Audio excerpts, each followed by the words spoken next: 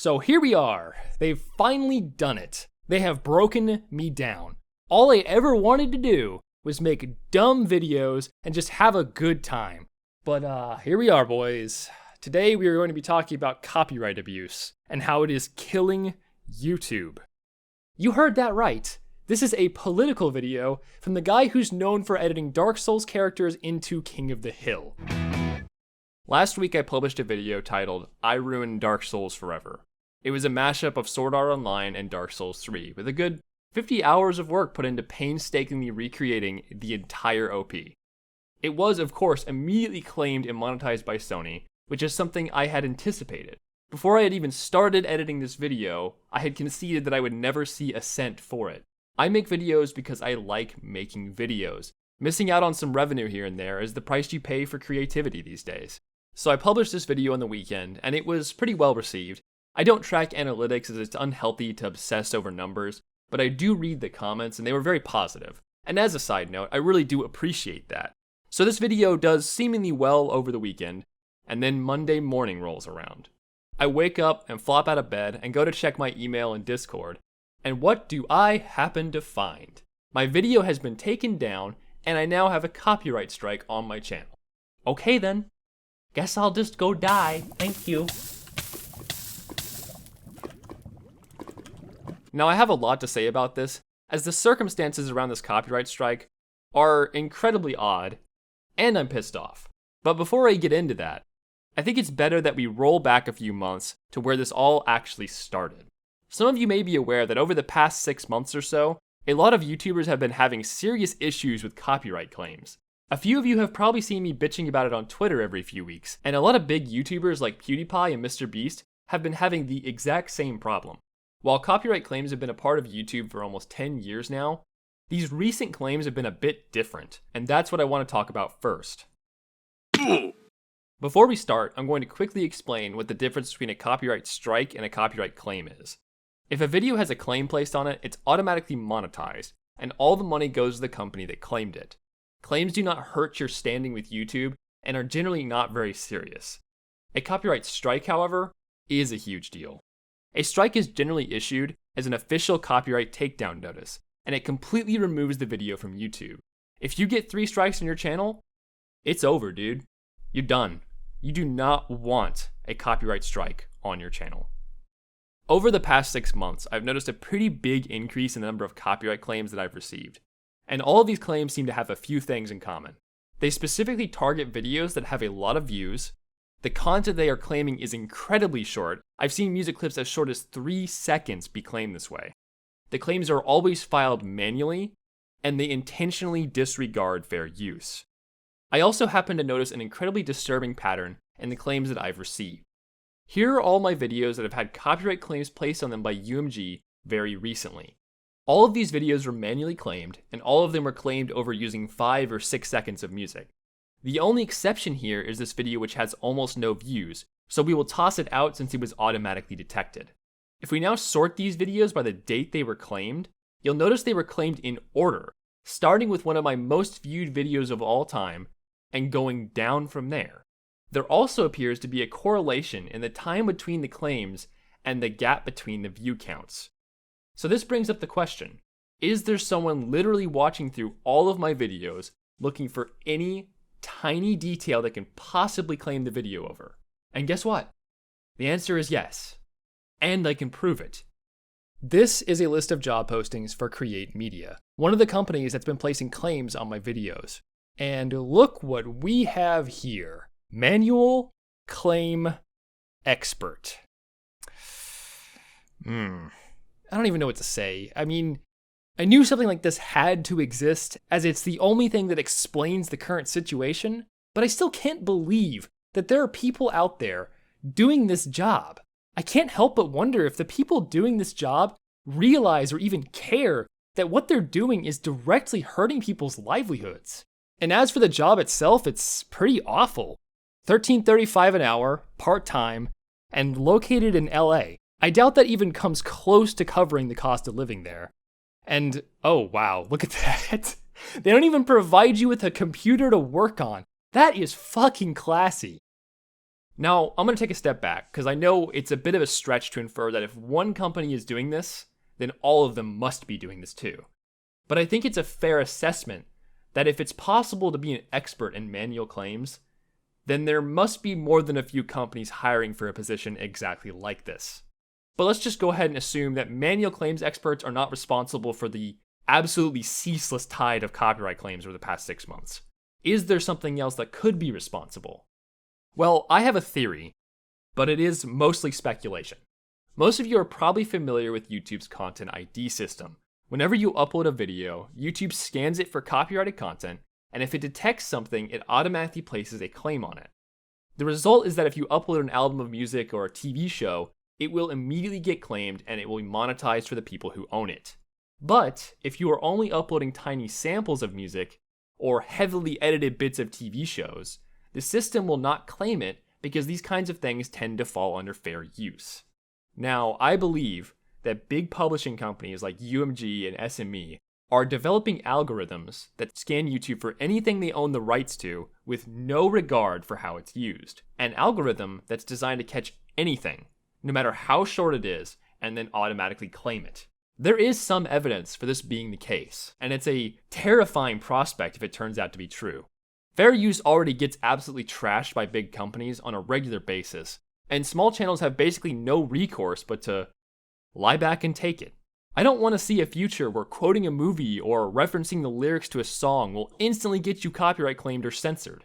You may think I'm exaggerating here, but this shit is already happening. Just as an example, PewDiePie jokingly sang Despacito in a video he did last year. Despacito! Alright, hey guys, this is Inferno Plus like a month later. I got this really ironically titled email that my video talking about copyright abuse received a copyright claim for showing a reference of PewDiePie singing Despacito. I guess someone or some people over at some company, probably called Sony, got a little butt mad about the video. So, yeah, they tried some shit. I've cut the audio out, so you can go fuck yourselves. So, yeah, you can go ahead and release the claim, or it's going to be time for Lawyer Warfare 2019. Yeah, thank you, and back to the original video. And of course, later that week, the video was claimed by UMG. Recently, Ethan Klein spoke on his podcast about a previous episode that was claimed for showing the trailer to a 20-year-old movie. A trailer. Really? And every time we finish the episode, we go back and then we're like, oh, we got claimed by... Oh, yeah, our last step got claimed. What was it for? a movie trailer. Oh, yeah, a movie trailer from Tiptoes, from fucking, like, 2000. Sony's like, We gotta collect every dollar that we can off of this movie. Sony's like, do I smell a trailer from 2003? Oh, we own you. And there was also a really amazing incident recently where Mr. Beast had a video claimed for saying the lyrics to a song with no context to the original song. Let me repeat that. He said the lyrics to a song, coincidentally, without even knowing the song existed. And a company claimed the video for that. Imagine unironically wanting to live in 2019. Alright, so let's now talk about disputes. When a company places a claim on one of your videos, you have the option to file a dispute stating why you think the claim is invalid. The company can then release the claim or uphold it. If they decide to uphold the dispute, you can file a counterclaim, which either results in the claim being released or the video being taken down. Now, this sounds fine in passing, but there is one little problem. The company that files the claim also determines the result of the dispute. That's right, boys. They get to be judge, jury, and executioner. Now, bear with me here. This next bit is absolutely shocking, but most of these companies abuse this power and always uphold their disputes regardless of whether it's valid or not. I know, it's mind-bending. How could we have possibly seen this coming? We only gave them absolute control over the entire situation, and then they abuse it in their favor. How could we have known? So on top of all that, they also purposely take as long as possible to respond to any dispute. This is likely in an attempt to make you wait so long that you've forgotten about it so that you don't try to contact them or fight back against the dispute. I'm serious, I've filed like hundreds of disputes in my time on YouTube, and I've never seen a company respond in less than 10 days. I would say the average is actually the full 30 days that they're allotted. They sit there all day placing claims left and right, but when you send out a dispute, it takes them a month to respond to it. Awesome. And you know what? Before we move on from this, I'm going to go through a few more of my videos that have been claimed that I currently have an active dispute going on for that's taking forever. My Divinity Original Sin video was claimed by UMG for using 14 seconds of the Oh Yeah song. 14 seconds. Alright, sure. My Dark Souls 2 in One Hit video was claimed by UMG for using 8 seconds of Spooky Scary Skeletons. Alright, yeah, okay, cool. My Dragon's Dogma and One Hit video was claimed by Create Media for using 5 seconds of a song called 30. 5 seconds of music over the course of a 10-minute long video. I can't believe fair use is fucking dead! So recently, I hit the limit. I am not willing to take any more fucking abuse from this, so I decided to try and get in contact with some of these companies and try and work things out. And so we begin with the tale of Create Media, the ones who claim my Dragon's Dogma video. A common misconception people have about copyright claims is they seem to think that YouTubers have some method of contacting these companies involved. The reality is, none of these companies provide any method of getting into contact with them, likely on purpose. This ends up contributing to the problem as it gives creators on YouTube even less recourse to work out their problems with the claimants. So when I received this claim from Create Media, I went to their official website and managed to find a tiny bit of contact information. I wrote a pretty blunt email and sent it off to them. A week goes by and I don't hear anything from them. The only thing I do get is an automated response telling me that the email was received and that there is an open support ticket for it. So I follow up asking what's going on and let another 2 weeks go by. Nothing. I'm fed up with waiting at this point and I don't know what the hell is going on, so I send a second email from a different address and word it in a much more friendly way, and let that go for another week. Still nothing. At this point, I'm fucking done, alright? Me and my friends dig up their address in LA and find a phone number associated with that address. We give it a call and, it's been disconnected. Alright. So we scour their website and all their social media accounts and business accounts, looking for any form of contact that's still valid, and the only thing we find is a Twitter business account. I leverage my Discord server to get everyone to tweet at them simultaneously and just bombard them with ats. And it finally fucking worked. I got a DM from them. You might think this is the end of the journey, that I've reached the Holy Land finally. But it's only just begun.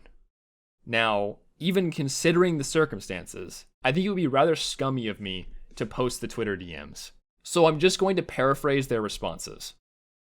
Hello, how can we help you? Hi, I own the YouTube channel Inferno Plus. I recently had a claim placed on one of my videos by your company, and I've been trying to contact you guys for like 2 weeks. What's going on? Okay, what's your email address? I sent an email from this address and a second email from this address. If it's not an issue though, I'd appreciate it if we could just handle the situation right now in the DMs. Okay, we'll contact our copyright team. We can't find the email you listed. What address did you send it to? This is a huge red flag. What the fuck does he mean by that? There is only one email address listed for this company. I didn't have a choice.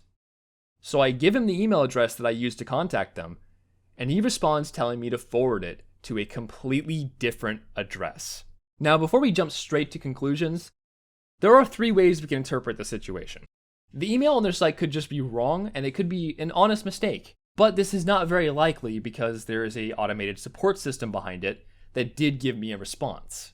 The other possibility is that the support staff is just incredibly short-staffed, and it does actually take them 4 weeks to respond to a simple request. And then there is, of course, the possibility that the email on their site is deliberately fake to make it harder to contact them. I hate to be a pessimist, but case 3 is the only one that makes any sense. Everything else is just too unlikely or stupid. So to get back on track, 48 hours pass, and I still don't have a response.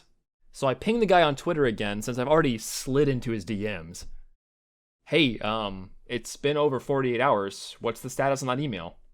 And also, I'm just curious here, what's the email listed on your site for if it's not for contacting the company about copyright problems? Now, I pose this question to them to hopefully give them a chance to clear their name here. But 5 more days pass, because of fucking course they do.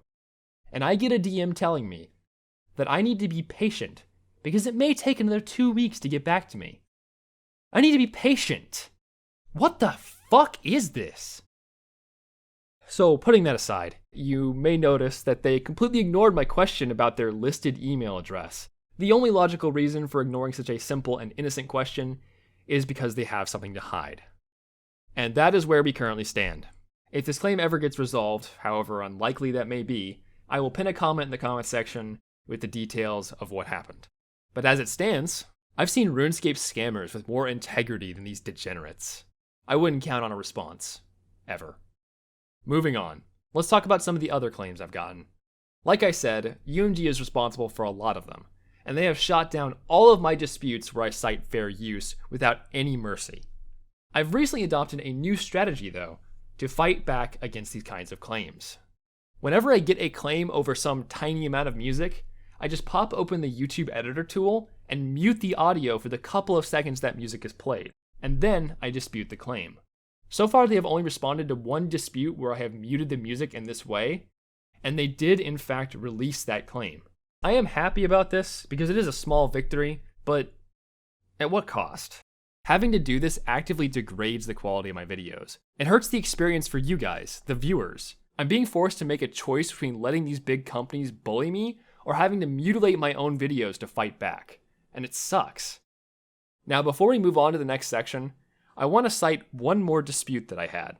About 7 months ago, I had a claim placed on one of my old videos. It was a video where I used the Animal Crossing OST, but a company called STEM Disintermedia claimed the video, stating it was something completely different.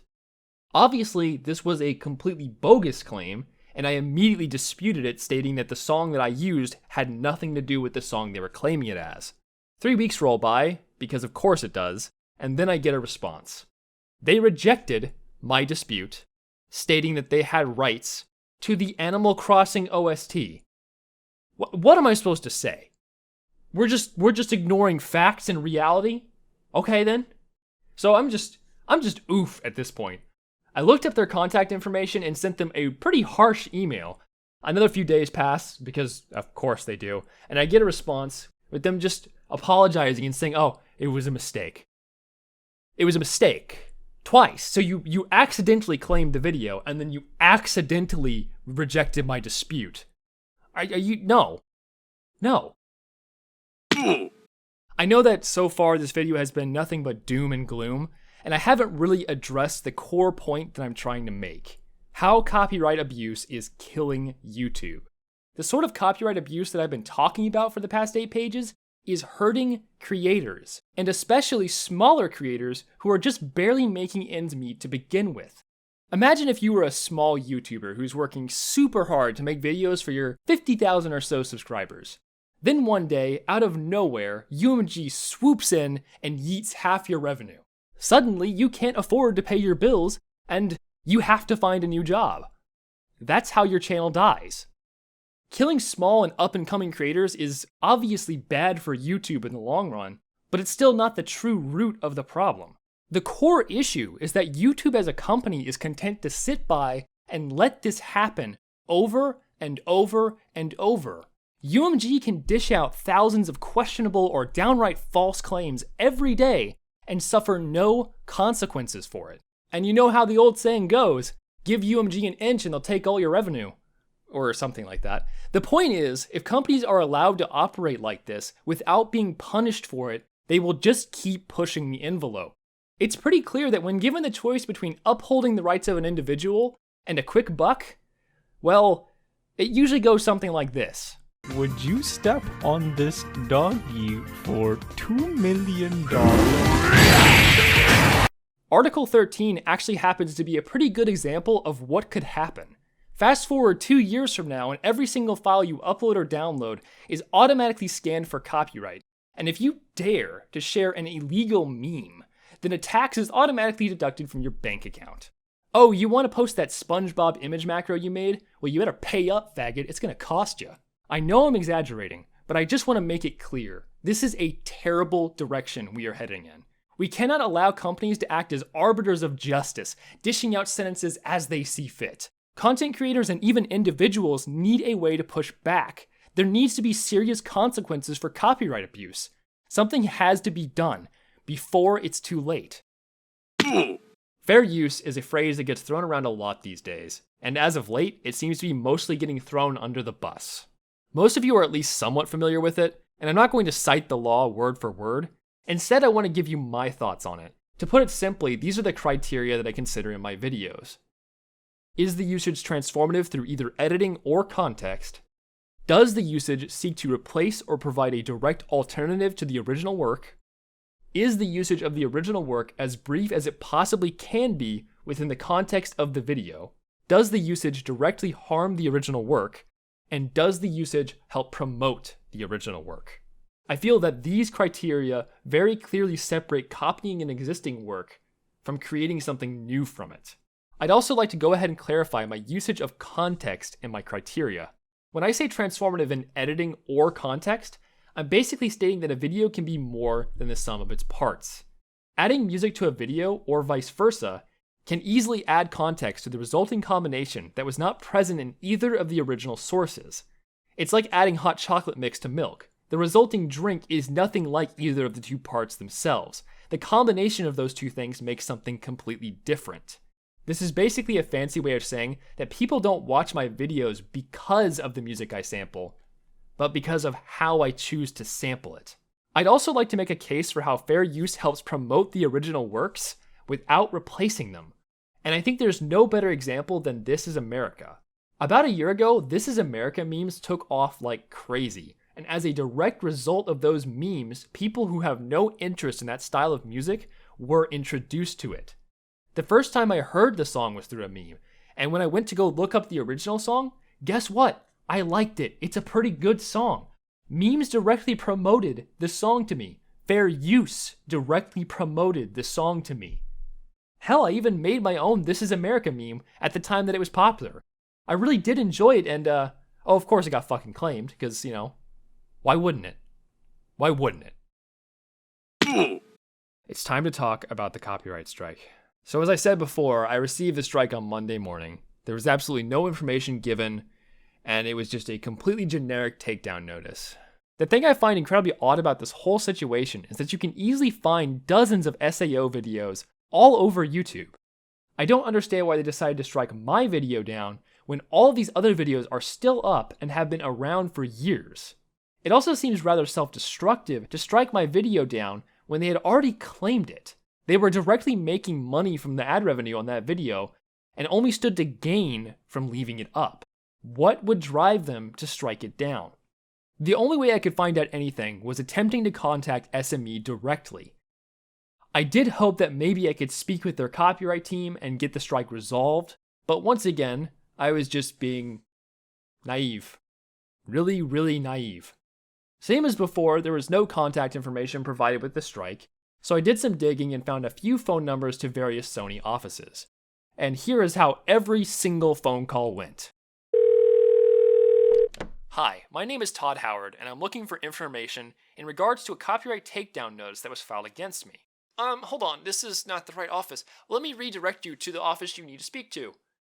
And so just repeat this conversation ad nauseum until I eventually, after 30 or 40 attempts, hit an answering machine to some guy who never called me back. I did this for 2 full days, keeping notes on every single person I spoke to and what phone numbers they redirected me to. I spoke with dozens of people, and yet not a single one of them could help me in the slightest. Eventually, I couldn't fucking take it anymore and did some more research, eventually running across a number to the Sony Japan offices, who were specifically responsible for filing this takedown notice. There was a little problem though. I don't speak Japanese. Luckily though, I did have some friends who were very fluent in Japanese and they agreed to call on my behalf. Here are the conversations that were transcribed back to me. These are from their memory, but they're smart dudes, and I trust their accuracy. You may notice that this call was very brief.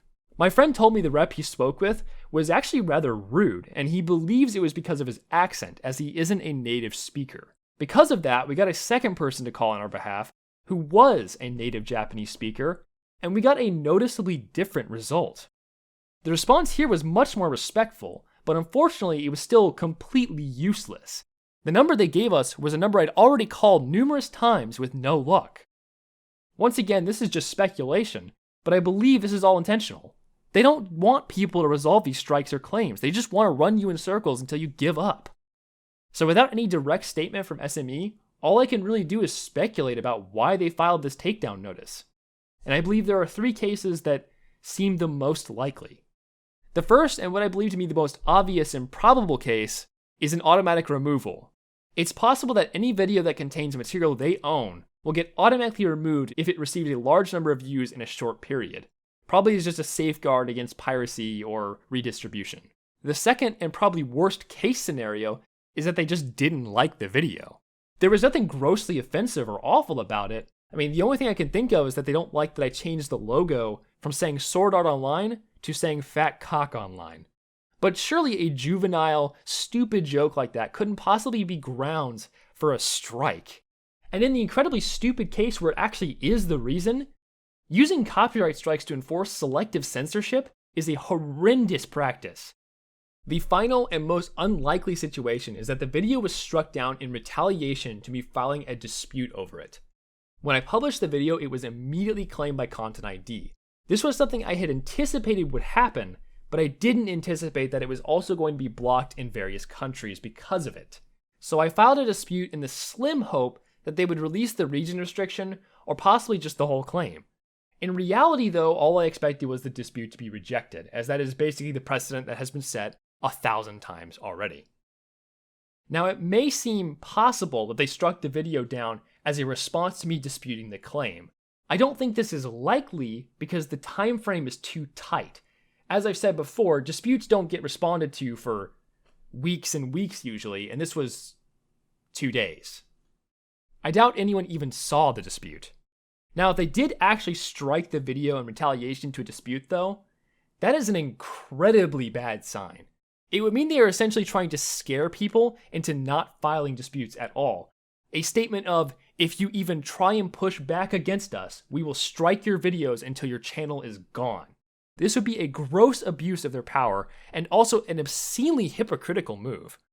There are many documented cases of SME and other companies falsely claiming a video someone made, even when the owner provides evidence that they own all of the content. One of my favorite of these cases is a video of a woman playing one of Bach's compositions on piano. Sony actually had the balls to claim this music as theirs. They're saying, we own Bach's music. And when the woman filed a dispute, Sony rejected it, stating they own the rights to Bach. That is just... oh my fucking god.